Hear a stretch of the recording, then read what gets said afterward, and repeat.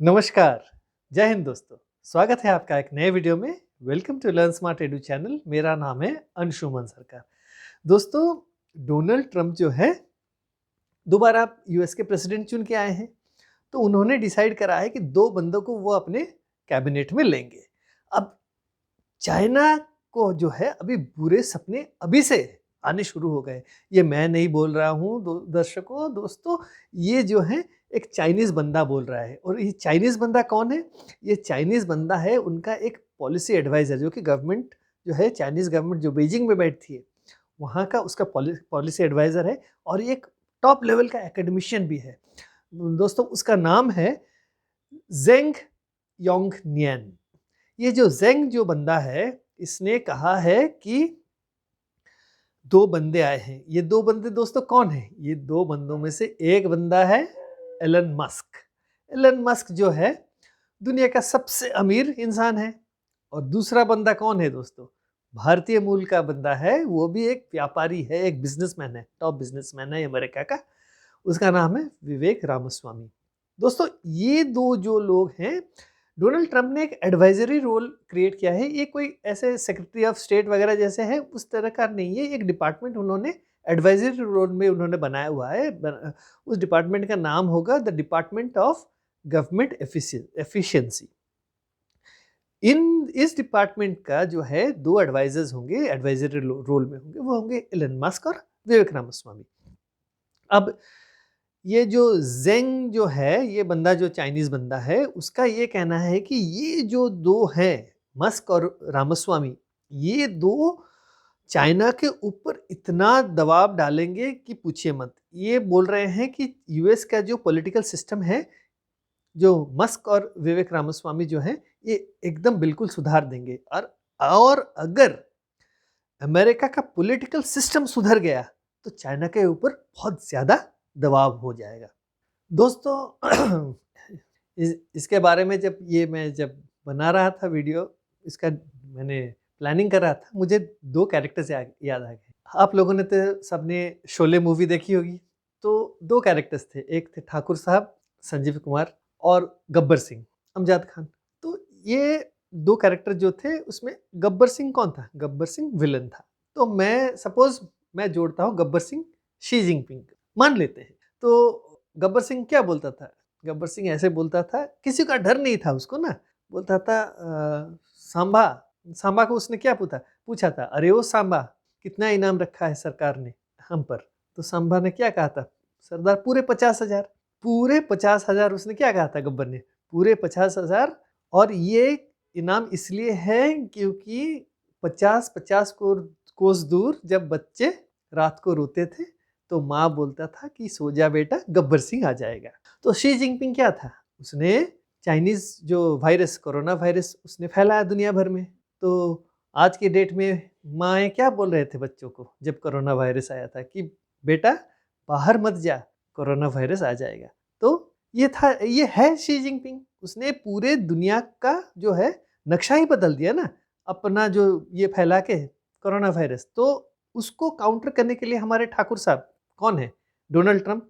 ऐसे दो हाथ है डोनाल्ड ट्रंप के, लेकिन फिर भी कंसिडर करते हैं ठाकुर साहब। ठाकुर साहब ने क्या किया है? अभी जय वीरू को लेके आए हैं। जय वीरू, मस्क और विवेक रामास्वामी। अब वो जय वीरू को इस्तेमाल करेंगे गब्बर सिंह को काउंटर करने के लिए। तो ये जो जेंग है, ये जेंग जो है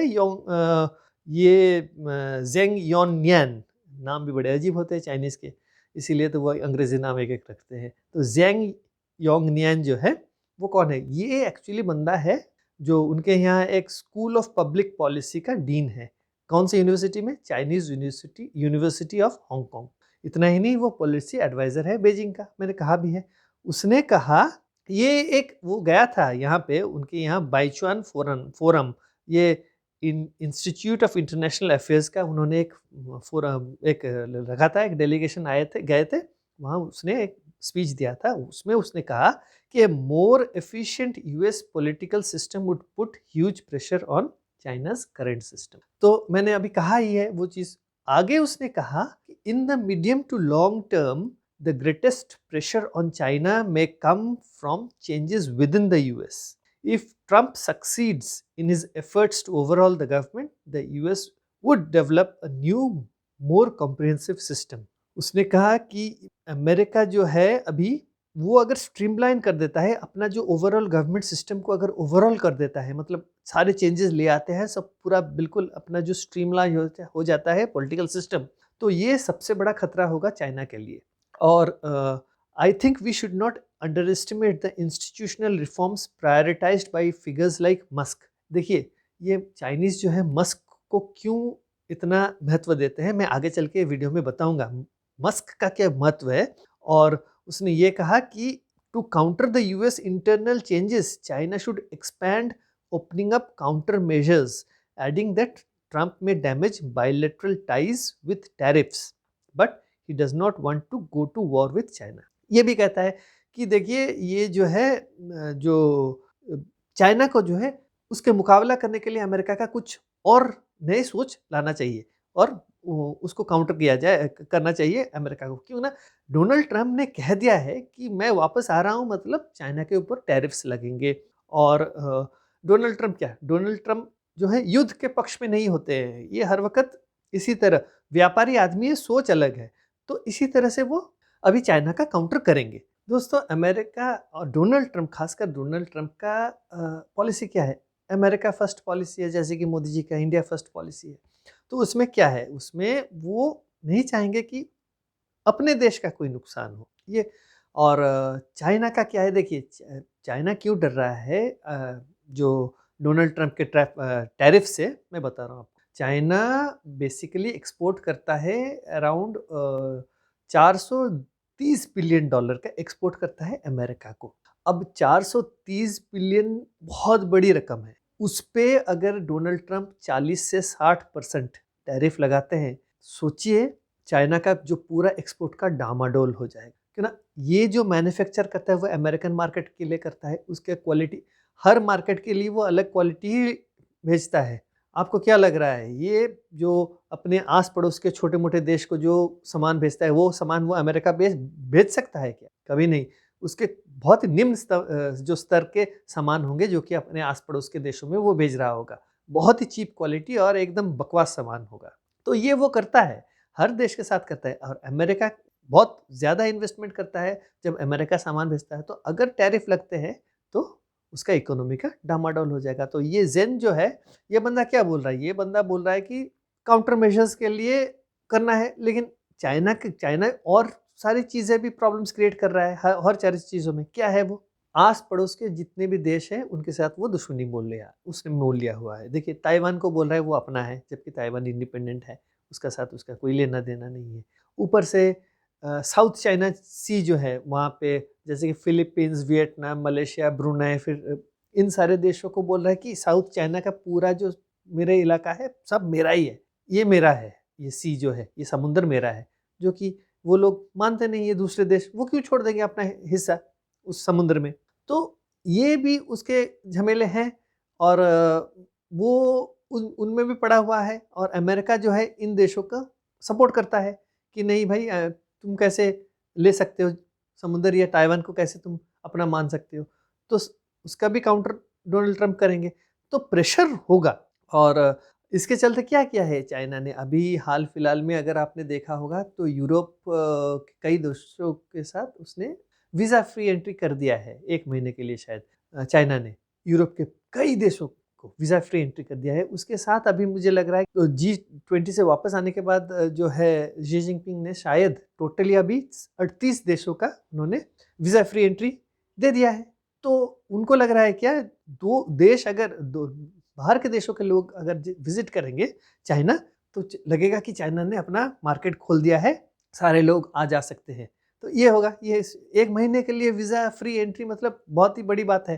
क्योंकि ना पहले तो लोगों को बहुत स्क्रूटिनी करता था चाइना, आने ही नहीं देता था. और ना कोविड हो, ना उसने कोरोना वायरस फैलाया, और ना खुद अपने बंदे मरे, ना उसका बिजनेस ठप हो, ना वो मार्केट खोले. तो यही कारण है उसने अपना जो है मार्केट अभी खोलने की कोशिश कर रहा है. तो ये एक रीज़न है. अब ये जो बंदा जेन जो है, ये क्या बोल रहा है, ये बोल रहा है कि देखिए 430 बिलियन डॉलर या 440 बिलियन डॉलर का जो बिजनेस एक्सपोर्ट हो रहा है, चाइना को ये करना चाहिए कि डोमेस्टिक मार्केट को एक्सप्लोर करना चाहिए और डोमेस्टिक मार्केट में ज़्यादा अपना जो है सामान, भाई तुम डोमेस्टिक मार्केट में कितना ये करोगे, तुम्हारा तो खुद का इकोनॉमी खत्म हो चुका है। और दर्शकों, आपको पता है कि नहीं पता, उसका जो ये हुआ है, उसका जो हाउसिंग बबल वो बस्ट हो गया है। उसने चाइना में कंस्ट्रक्शन कंपनीज जो हैं, कहा जाता है कि इतना मकान बनाया है कि आज के डेट में जो चाइनीज़ पॉपुलेशन हुए है मौजूदा चाइनीज़ पॉपुलेशन जो है, उसका 1.5 गुना जो है चाइना में मकान बने हैं और खाली पड़े हैं। जी हाँ, ये हालत है चाइना का। तो और वो बोल रहा है कि अपने देश में मार्केट को ओपन करने के लिए। भाई, जब तुम्हारे देश में इतना बड़ा क्राइसिस हो गया है, जबकि जो है मेल्टडाउन होना शुरू हो गया है, तुम कैसे इसको हैंडल कर सकते हो? तो ये एक बड़ा इशू है उनके लिए। दोस्तों, ये department of government efficiency Musk और विवेक रामास्वामी चलाएंगे। मस्क ने क्या कहा हुआ है? मस्क ने ये कहा हुआ है कि यूएस गवर्नमेंट में उनका जो फेडरल गवर्नमेंट का खर्चा हो क्या कितना होता है आपको पता है? 7 ट्रिलियन डॉलर्स खर्चे होते हैं। अब अब मस्क ने कहा है कि मैं उससे 2 ट्रिलियन डॉलर काट दूंगा और उसके खर्चा लेके आऊंगा 5 ट्रिलियन डॉलर तक। अब 5 ट्रिलियन डॉलर तक खर्चे कम करना मतलब बहुत बड़ी रकम है। तो ये जो दोनों मिलके ये जो करेंगे, इसमें क्या होगा? इसमें उनका जो गवर्नमेंट के जो स्टाफ है उसके भी कर्टेलमेंट लाएंगे, उसको भी काटा जाएगा, छांटा जाएगा, लोगों को नौकरियां से भी निकाली जाएगी। और देखिए, डोनाल्ड ट्रंप इस बार जो है वो आए हैं बिल्कुल अभी जिन लोगों ने उनके अगेंस्ट या उनके पार्टी के अगेंस्ट या उनके दोस्तों के साथ जिन्होंने बदसलूकी की थी ट्रंप बाइडेन के एडमिनिस्ट्रेशन में, और वो नहीं चाहेंगे कोई मोल उनके डिपार्टमेंट में रहे, उनके गवर्नमेंट में रहे, तो वो धीरे धीरे ही will ask them politely to go. और वो शायद ये भी हो सकता है कि वो धीरे धीरे सारे निकल जाए, क्योंकि ना उनका जीना दुश्वार हो जाएगा अगर ट्रंप तो है अभी 4 साल के लिए रहेंगे ना, तो ये हो सकता है। देखिए, चाइना अभी जो टैरिफ की बात हुई है, तो ये काउंटर मेजर्स जो ये बात कर रहे हैं ना ज़ेन, इसमें क्या करेगा चाइना? चाइना बेसिकली देखिए चाइना क्या करता है। अभी चाइना जो है अभी they are concentrating on 3 things. High tech जो है चीज़ों में वो अभी इन्वेस्ट कर रहे हैं। बेसिकली वो कर रहे हैं आपका electric vehicles, solar panels, chips, जो माइक्रो चिप्स वगैरह, इन सारी चीज़ों में वो बेसिकली इन्वेस्ट करने की कोशिश कर रहे हैं और वो they want to become the market leaders globally. अगर ट्रंप टैरिफ लगाते हैं तो चाइना क्या काउंटर मेजर करेगा? चाइना अभी ये करेगा कि जितने भी आस पड़ोस के देश है, वियतनाम, मलेशिया, इंडोनेशिया, वो क्या करेगा? अपनी सब्सिडियरीज कंपनीज वहाँ बिठा देगा। वहाँ बिठा के क्या करेगा? वो बोलेगा कि ये वहाँ से फिर क्या करेगा? वो एक्सपोर्ट करेगा अमेरिका को। तो ये जो है राउंड अबाउट टर्न मारेगा। तो they will avoid the tariff, they will try to avoid the tariff. तो ये जो चीज़ है अभी, जैसे कि अभी इंडोनेशिया के साथ उसने एक $10 बिलियन का एग्रीमेंट किया हुआ है। तो ट्रंप ने क्या किया? इलेक्शन जीतने के तुरंत बाद उसने फ़ोन कर दिया इंडोनेशिया के प्रेसिडेंट को। तो ट्रंप भी व्यापारी आदमी है, उसको भी पता है कैसे क्या काउंटर मेजर करना है। तो चाइना जो है बड़ा गेम अभी खेलेगा। देखिए, एलन मस्क जो है चाइना के साथ उसका बड़ा अच्छा बनता है। मुझे पता नहीं है अभी ट्रंप के कैबिनेट में वो है आएगा और वो कैसे चाइना के साथ काउंटर करेगा। क्यों मैं बोल रहा हूँ? क्यों ना, एलन मस्क जो है दुनिया का सबसे अमीर बंदा बना हुआ है, लेकिन चाइना विदाउट चाइनाज हेल्प वो बन नहीं सकता था ना, क्योंकि ना उसने जो अपना जो कंपनी खोली है शंघाई में, उसका जो है अमेरिका से बाहर जो प्लांट बिठाया हुआ है, टेस्ला का इलेक्ट्रिक व्हीकल का प्लांट, उस प्लांट का जो है फाइनेंस चाइनीज बैंक्स ने किया हुआ है और उन्होंने उसको बहुत ज़्यादा रियायती दी थी। मैं आपको बता रहा हूँ कैसे।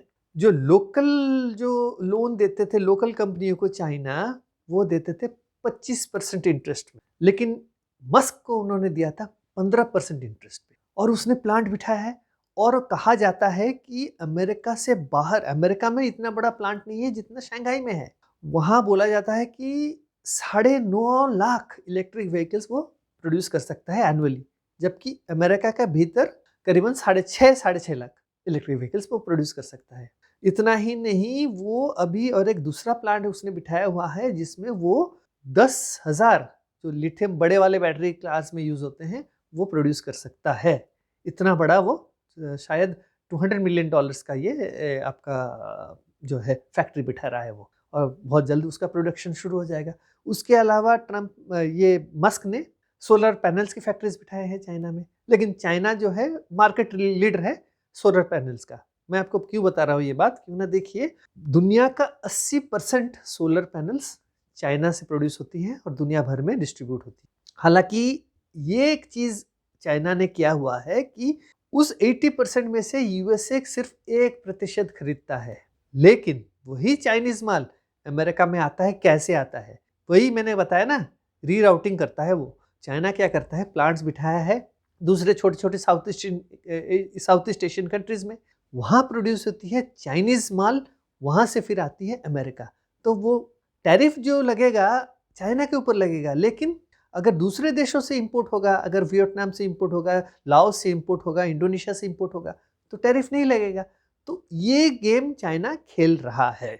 ये सिर्फ देखिए, भारत क्यों बोल रहा है कि सारी चीजें मेड इन इंडिया होनी चाहिए, यही कारण है, क्योंकि ना एक ही देश दूसरे देशों में प्लांट बिठा के उसी सामान को एक्सपोर्ट करता है, उस made in Indonesia, made in Vietnam, made in Laos करके, लेकिन माल होता है असलियत में चाइनीज माल।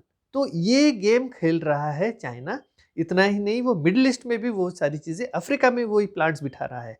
तो जब दुनिया एक दूसरे से झगड़े में मोला हुआ है, झगड़े में टाइम बर्बाद कर रहे हैं, चाइना जो है अपना जो है एक्सपेंशन कर रहा है इन्हीं सारी चीजों। तो ये है चाइना।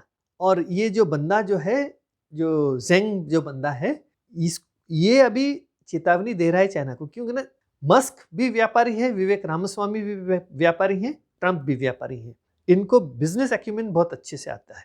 तो they will try to plug those loopholes. अगर इंडोनेशिया चाइना से प्लांट बिठा रहा है और वो कर रहा है, तो अभी अमेरिका उसका गला पकड़ेगा। और एक बात है, अभी मस्क जो है, मस्क भी अभी सोच रहा है कि देखिए जो BYD उनका ये एक है company, Chinese company, build your dreams, तो वो उसका कॉम्पिटिटर है, तो बहुत बड़ा कॉम्पिटिटर है। अब चाइना में उसका मार्केट इलेक्ट्रिक व्हीकल्स का बहुत ज्यादा बढ़ रहा है, टेस्ला कम हो रहा है।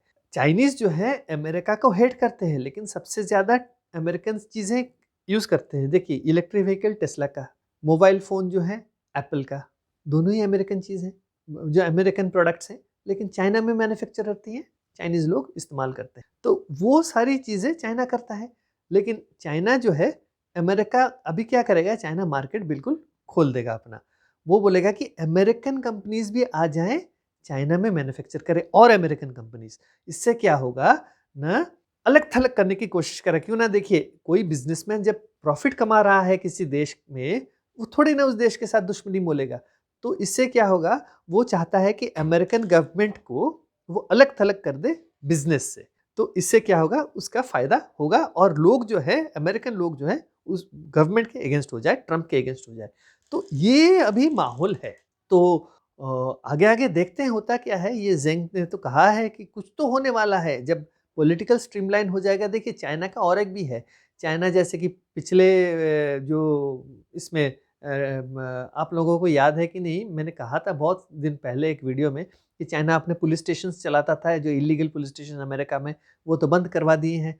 तो चाइना जो है बहुत सारी चीज़ें करता है, वो ही they also bribe the bureaucrats.